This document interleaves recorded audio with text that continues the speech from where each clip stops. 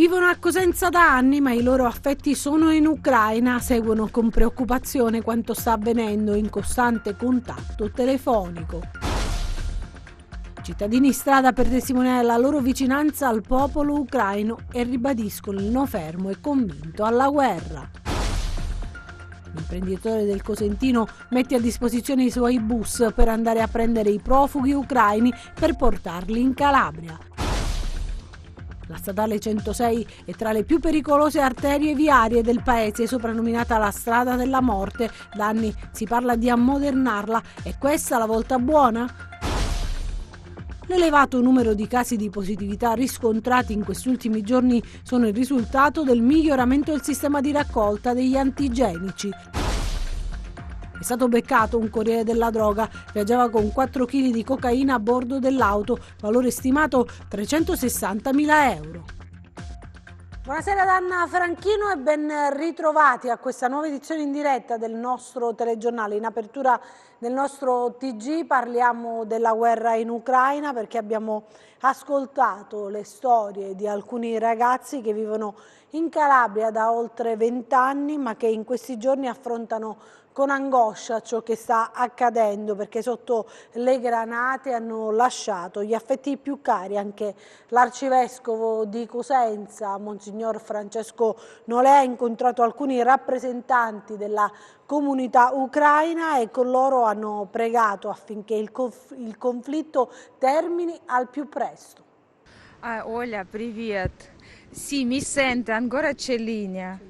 Tutto a posto. Elena è un ingegnere nucleare, parla con un'amica d'infanzia che ha deciso di restare in Ucraina per aiutare i soldati e che è rimasto senza più nulla. Ucraina с вами, спасибо Italia, огромное спасибо. È la mia amica d'infanzia, è come una sorella per me. Ha una bellissima villa e si è messa a fare il volontariato, sta cucinando, ha fatto delle scorte già in questi giorni, pure prima, e sta cucinando per tutti, per i militari che sta difendendo l'Ucraina, per le persone che hanno bisogno, che sono poveri, che magari non hanno soldi, non sanno come fare, sta dando una grossa mano e comunque ha detto che anche se potrà andare via non si muoverà perché non se la sente di stare lì a proteggere la propria terra e di aiutare le persone. Sono momenti di paura, le sirene avvisano per l'imminente bombardamento. C'è la sirena di un attacco aereo, di stare attenti. Qui a Cosenza sono in tanti gli ucraini che vivono ore di angoscia perché nel loro paese hanno lasciato le persone care. Riescono a mantenere i contatti con loro, ma fino a quando durerà? La situazione diventa complicata di ora in ora. Hanno bombardato la piazza della Libertà, la piazza più grande dell'Ucraina, e oggi invece dalla parte della Russia è arrivato bombardamento proprio a questa piazza. Dicono che c'erano una decina di morti. Tutto è distrutto. Natalia ha dei bimbi piccoli e a loro non riesce ancora a spiegare il perché di questo conflitto. Ci sono parenti, amici, tutta la mia vita scorre lì. Anche se ora sono in Italia, ma con il pensiero sempre con loro. Noi vogliamo la vita migliore, non vogliamo rimanere indietro, andare indietro, vogliamo andare avanti. Michele invece dice: ci sentiamo cittadini europei. Vogliamo essere liberi di scegliere il nostro futuro per i nostri figli che ci saranno. Purtroppo quello che vediamo oggi ci allontana da questo sogno, diciamo, europeo. La solidarietà in queste ore sta coinvolgendo tutti, ma la speranza è che la guerra termini più presto possibile. E la Farmacia Europa ha promesso di dare una grossa mano come aiuto, sia come soldi che come medicine. E quindi grazie veramente a tutti i cosentini che si stanno muovendo con le raccolte, con tutto. Grazie di cuore. Ho incontrato la comunità ucraina domenica scorsa 2 volte. La prima volta da soli con il loro assistente spirituale ucraino e poi in cattedrale insieme a tutte le componenti delle nostre realtà locali per pregare. E ancora oggi c'è questo impegno a pregare e a digiunare. E questo serve per la conversione personale, perché sappiamo che se non c'è la conversione del cuore, se non abbiamo un cuore pacificato, non faremo mai pace, saremo sempre non solo in guerra diciamo con le armi, ma anche in guerra con noi stessi, con le persone, perché prevale l'egoismo, la sete di potere, di avere, eccetera. Poi domenica prossima invece la Caritas ha organizzato una giornata di raccolta fondi di ogni genere e la chiamiamo giornata di condivisione, quindi conversione e condivisione, perché un cuore convertito è capace di condividere i beni che ha con gli altri. La Calabria, io parlo per la provincia di Cosenza, ha un grande potenziale di disponibilità, di volontariato, di vicinanza, è vero, è una delle perle grandi della nostra gente. Appena sente qualcosa in cui può dare anche un minimo della sua partecipazione, lo fa volentieri, e soprattutto i giovani, e questo conforta. Speriamo che possiamo andare incontro a queste realtà, perché gli ucraini che stanno qui stanno attendendo molti parenti e quindi c'è bisogno di ospitarli, di dare una casa, e qui abbiamo anche l'ufficio Migrantes che si sta mobilitando per trovare un alloggio per queste persone. Abbiamo un centro di ascolto dove convoglieranno tutte le richieste sia economiche, di medicine, di materiali vari, e poi anche richiesta di alloggio attraverso le Caritas parrocchiali. Poi tutto questo lo manderemo alla Caritas nazionale, la quale manderà alla Caritas ucraina, ma anche alle nazioni viciniori dove ci sono tanti rifugiati, ciò che serve per le prime necessità, sperando che il mondo intero si metta in questa condizione: mai più la guerra, ma la pace, perché con la guerra si perde tutto, con la pace c'è tutto da guadagnare. C'era anche l'arcivescovo di Crotone alla fiaccolata per la pace che si è svolta proprio nella città pitagorica, alla quale hanno partecipato sindacalisti, cittadini, amministratori locali, coinvolti anche tanti cittadini provenienti dall'Ucraina che vivono da tempo in Calabria, e in tanti hanno parenti e amici adesso in territorio di guerra. Anche a Crotone la popolazione, le parti sociali, associazioni e rappresentanti della Chiesa sono scesi in campo insieme per dire no alla guerra, coinvolgendo molti ucraini che vivono in città. Quello che sta succedendo in tutte le piazze d'Italia e forse in tutta Europa, compreso in Russia, San Pietroburgo e Mosca, sono ovviamente segnali chiari di una popolazione civile che, come dire, sente l'esigenza di protestare rispetto a un'azione ingiustificata e ingiustificabile, al di là delle motivazioni. Come sempre, come 20 anni fa, come tutte le guerre che anche negli ultimi anni sono rimaste aperte nel nostro globo, abbiamo sempre chiesto il disarmo di tutti i paesi. Quindi anche noi oggi per la NATO chiediamo di deporre le armi, di costruire politiche di pace, di costringere Putin ad andare via, ma non di riarmare nessuna popolazione e nessun'altra nazione, perché così noi non faremo nient'altro che aumentare la guerra e la violenza. In strada anche l'arcivescovo di Crotone. Mentre stavamo uscendo dal problema della pandemia, ci troviamo a combattere un'infezione ancora peggiore, perché la guerra è una gravissima infezione che produce danni incalcolabili, produce dolore, produce profughi, è qualcosa di assolutamente insensato. Quindi vogliamo dire pubblicamente, con il nostro essere qui, della necessità di essere operatori di pace. La popolazione ucraina vuole la pace, ma si prepara tristemente anche al peggio. Si combatte, non ci arrendiamo mai, se bisogna partiamo pure noi donne per difendere la nostra terra. Per il momento aiutiamo economicamente con quello che possiamo, con medicinali, con alimentari, diciamo, quello che hanno bisogno i nostri connazionali. Anche Scalea si mobilita per la pace, una fiaccolata organizzata anche sul Tirreno cosentino. Viva la pace! Viva la La gente di Scalea ha risposto all'appello dell'amministrazione comunale ed è scesa in piazza per manifestare il proprio dissenso contro le operazioni di guerra in corso in Ucraina e il sostegno al popolo che sta subendo le vessazioni da parte dell'esercito russo. Scalea dico che è un cuore grande perché si è mobilitata tantissimo per procurare tutti quei beni di prima necessità di cui l'Ucraina, gli ucraini hanno bisogno in questo momento. C'è un centro di raccolta presso la sede scout e le parrocchie, tutti i cittadini si stanno mobilitando e quella di stasera è una risposta emozionante che ci riempie il cuore di gioia, è un modo per dire che noi ci siamo, vogliamo la pace, una pace che sia tra di noi, segno di fratellanza, di starci accanto e di non essere indifferenti gli uni agli altri. Il coinvolgimento delle scuole ha portato centinaia di bambini a partecipare al corteo, proprio i più piccoli hanno dimostrato grande sensibilità per il dramma che vede coinvolti i loro coetanei. Come tutto il mondo siamo vicino all'Ucraina, vicino alla mia terra.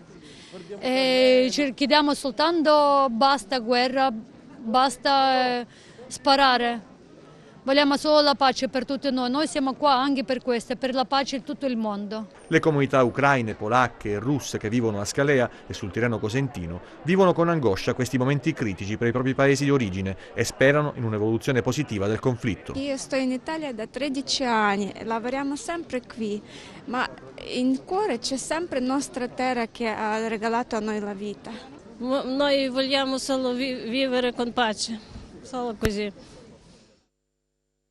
E adesso vi raccontiamo la storia di un imprenditore del settore del turismo e dei trasporti che ha deciso di mettere a disposizione un suo autobus per andare a prendere proprio i profughi in Ucraina, in Polonia o in Romania e per portarli in Calabria. Un'idea che ha suscitato interesse e ha stimolato anche alcune associazioni locali che stanno raccogliendo aiuti umanitari.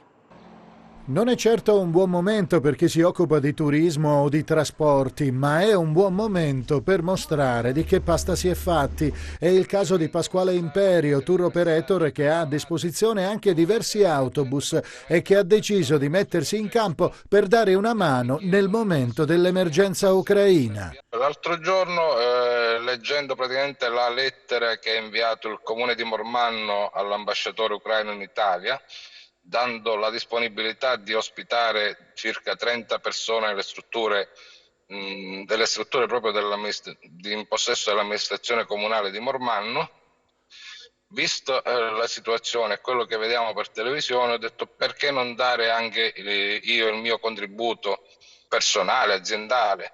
Quindi ho dato la disponibilità al comune di Mormanno di andare con uno dei miei autobus direttamente lì al confine tra Polonia e Ucraina o Romania e Ucraina e prelevare gli ospiti che poi verranno portati nella struttura a Mormanno.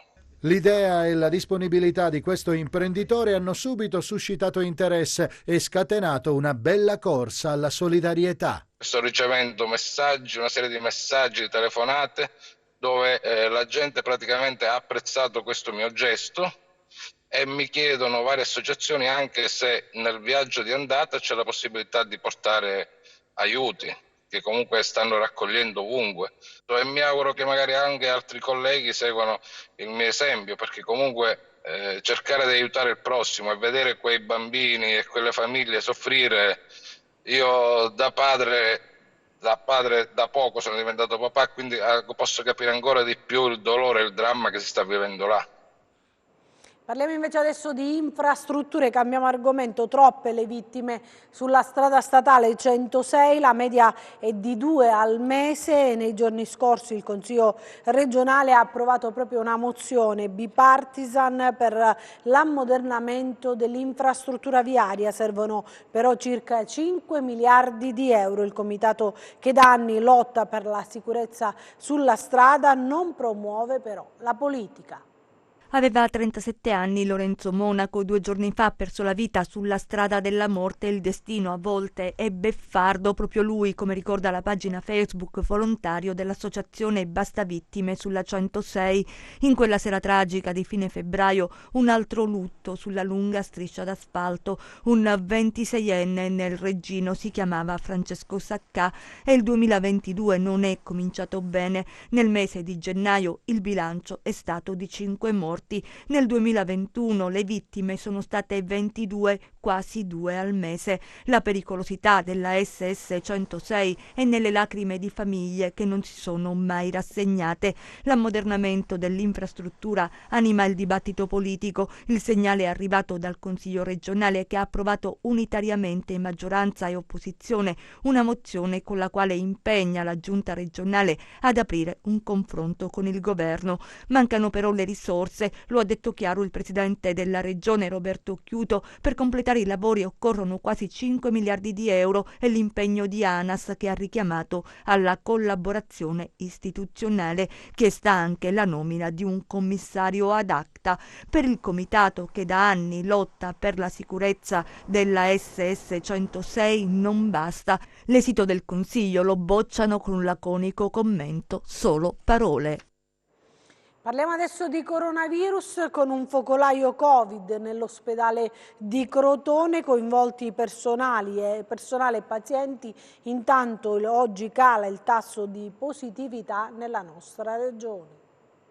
Sarebbero poco meno di una ventina i casi di Covid accertati negli ultimi giorni tra pazienti, personale medico e paramedico dell'ospedale San Giovanni di Dio di Crotone. Il focolaio, secondo quanto si apprende, è partito dal reparto di geriatria, ma sarebbero altri 3 i reparti coinvolti. Il personale sanitario si trova in difficoltà perché tra casi di positività al virus e contatti con positivi e quindi quarantene, la situazione nelle corsie è davvero al limite. Ecco perché in queste ore i dipendenti del nosocomio crotonese hanno chiesto l'intervento del management aziendale per effettuare il tracciamento attraverso tamponi molecolari. Una problematica più volte sottolineata dal personale medico è quella del sovraffollamento dei pazienti, in spazi davvero risicati e destinati a pochi posti letto, che in tempo di pandemia acuisce la situazione e rischia di azzerare interi reparti. Intanto oggi in Calabria si registra un calo di contagi, sono 1566 con 10.057 tamponi eseguiti e il tasso di positività, che dal 17,5% è sceso al 15,57%.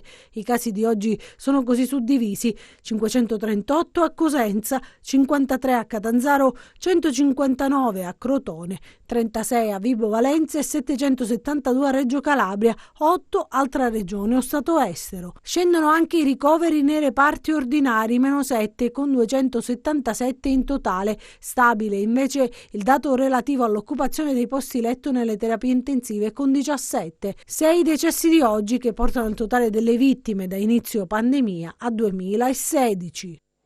E a proposito di Covid, l'elevato numero di casi di positività riscontrati in questi ultimi giorni sono il risultato del miglioramento del sistema di raccolta degli antigenici. Un colpo di coda del virus, la conseguenza dell'allentamento delle misure o il risultato del nuovo modo più completo di conteggiare i tamponi rapidi? Come leggere i dati sui casi positivi in netta crescita nel Cosentino? Noi dalla ordinanza del 10 gennaio 2022, ordinanza del Presidente della Regione, consideriamo validi ai fini della conferma dei casi anche i test antigenici, che fino ad ora, fino a quella data, poi confermavamo con test molecolare.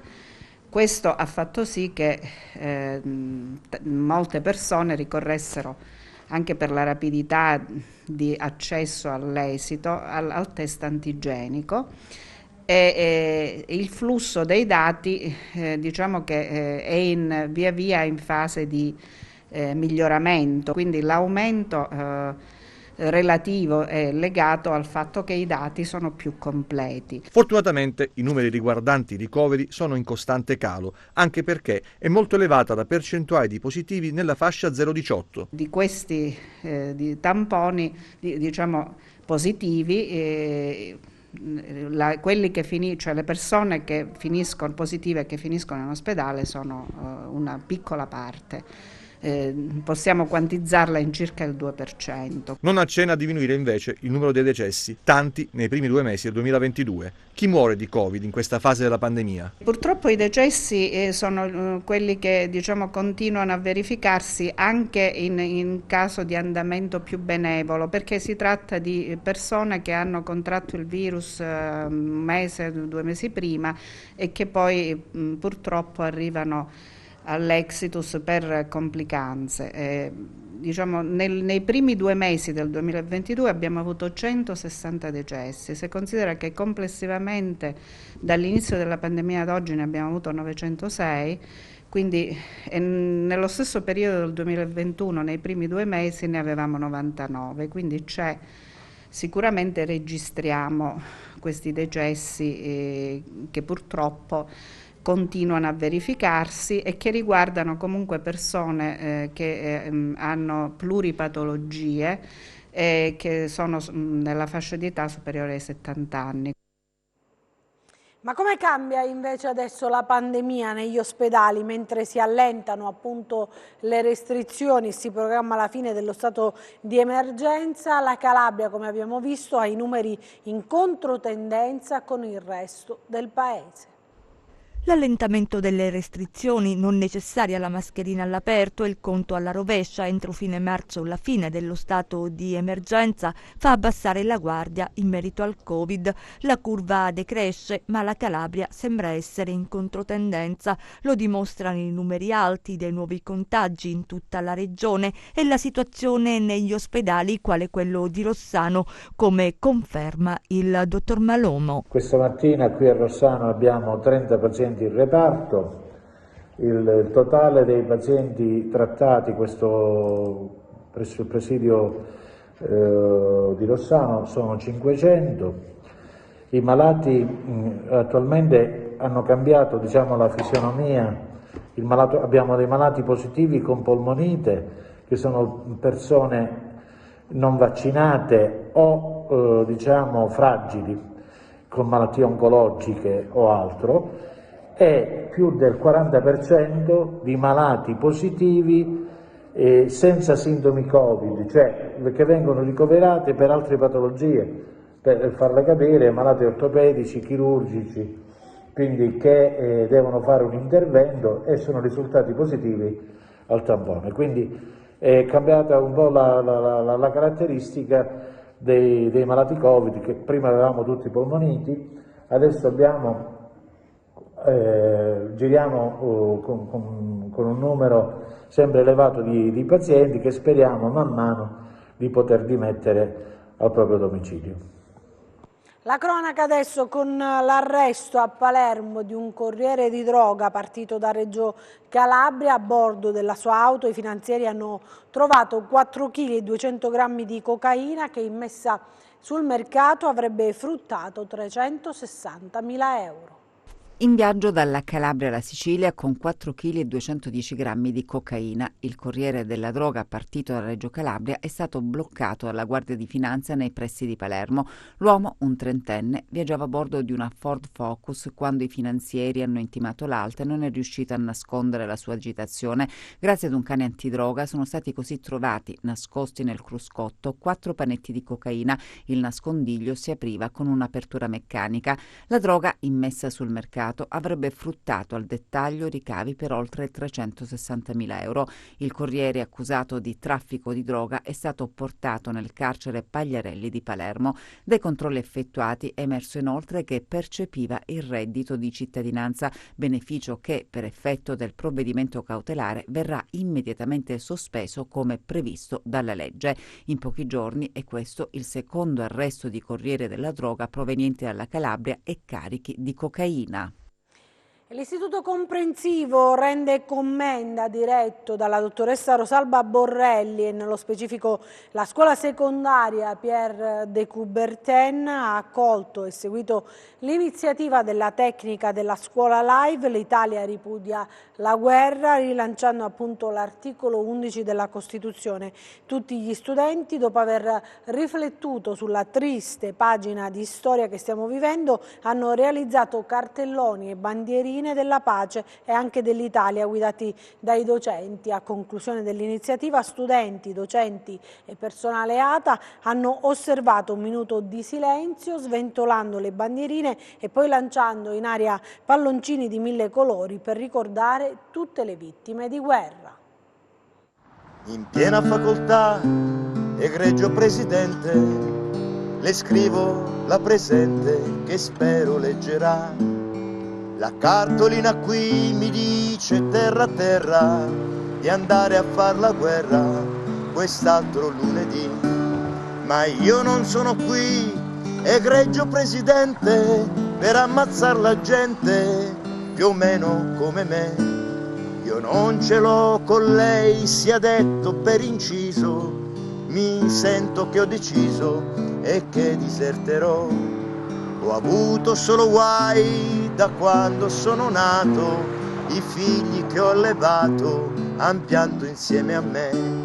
Mia mamma e mio papà ormai son sottoterra e a loro della guerra non gliene fregherà. Quando ero in prigionia, qualcuno mi ha rubato mia moglie, il mio passato, la mia migliore età. Domani mi alzerò e chiuderò la porta sulla stagione morta e mi incamminerò.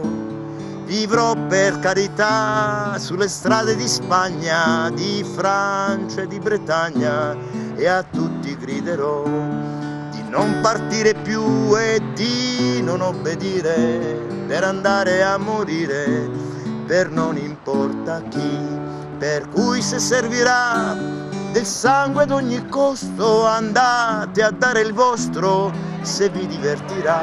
E dica pure ai suoi se vengono a cercarmi che possono spararmi, io armi non ne ho.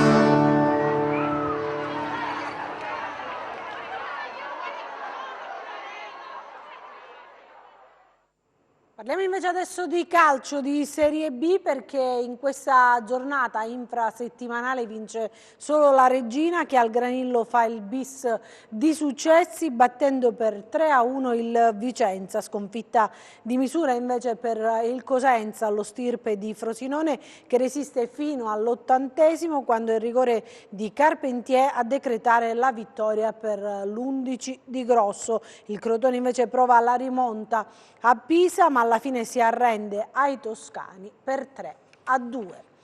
Cala il sipario sulla 64esima edizione del Carnevale di Castrovillari, ma vediamo com'è andata. Con il falò di Re Carnevale, che ha dovuto cedere il passo alla Quaresima, si chiude la 64esima edizione del Carnevale di Castrovillari, un'edizione ridotta rispetto a quello che è l'evento, ma si è ripartiti da dove ci si era lasciati. Certo, rispetto alle altre manifestazioni la malinconia sul Carnevale è più ampia, perché ricordo a chi ci sta ascoltando e ricordo a me stesso che la pandemia è iniziata con la sospensione della seconda sfilata del 2020, a ripartire da dove ci eravamo lasciati, questa volta in maniera più energica, perché sarà una ripartenza che ci proietterà verso la 65esima edizione del Carnevale di Castrovillari.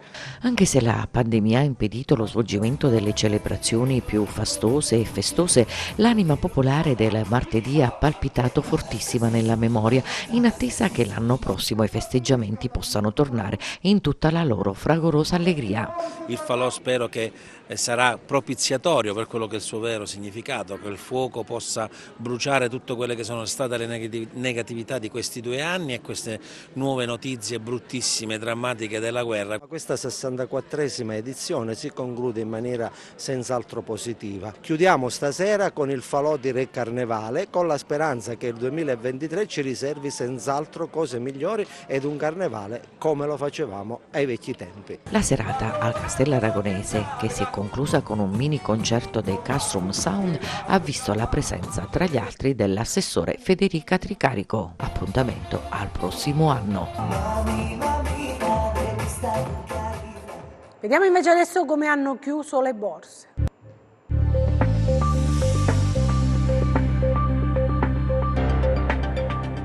Chiusura positiva per gli eurolistini dopo le perdite delle ultime 2 sedute alimentate dal conflitto in Ucraina. Positiva Wall Street dopo le parole di Powell. Il Cermen si è espresso in favore di un rialzo dei tassi di 25 punti base a marzo, ma ha aperto ad eventuali ritocchi più aggressivi nelle prossime riunioni, aggiungendo che l'inflazione dovrebbe raggiungere il picco e cominciare a rallentare nel corso dell'anno. Powell ha anche rimarcato che l'istituto manterrà un approccio cauto per via della situazione in Ucraina e che l'effetto delle sanzioni nei confronti della Russia è stato finora significativo. Nel frattempo, però, le forze russe hanno assediato le città di Kherson, Kharkiv e Mariupol. Stasera dovrebbero riprendere i negoziati tra le delegazioni dei due paesi dopo il nulla di fatto dei primi colloqui. Dall'agenda macroeconomica sono giunti i dati americani ADP sugli impieghi nel settore privato, che hanno evidenziato un incremento superiore alle attese in concomitanza con la riduzione dei casi di Covid e la graduale rimozione delle restrizioni. Nell'Eurozona l'inflazione è salita al 5,8%